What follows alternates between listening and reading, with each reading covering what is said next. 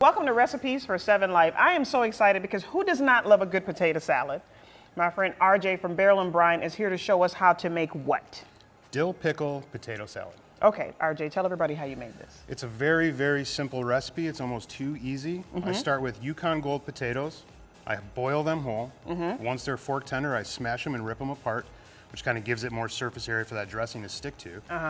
Then I add some red onion, some celery, some fresh dill, cracked black pepper, and Dilly beans. I don't know if you ever had those, but they I are. have not. Oh, they're delicious. You're gonna have some today. And then our New York Deli dill pickles. I can't wait to try. I wish you guys could smell this because it smells amazing in here. And you're co-owner of Barrel and Brine, right? Correct. It's you and your wife. That is correct. So tell us how you got into that. Yeah, my wife and I have been around pickles and preservation our whole lives. I remember as a kid walking down into my grandparents' cellar and seeing the pickled eggplant and the tomatoes, and that kind of stuck with me. It pushed me into the culinary field where I worked for 20 plus years and kind of focused on pickles and things like that.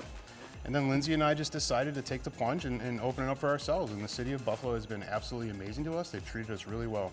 You know what else is absolutely amazing? This salad. I hear it crunching. Our pickles are crunchy. God, this is so good. You have to try this recipe.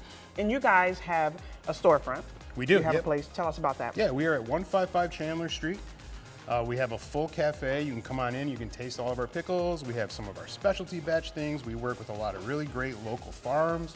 We bring in special produce. We pickle it. We ferment it. We preserve it. You can come in and taste everything. Kombucha. We got it all.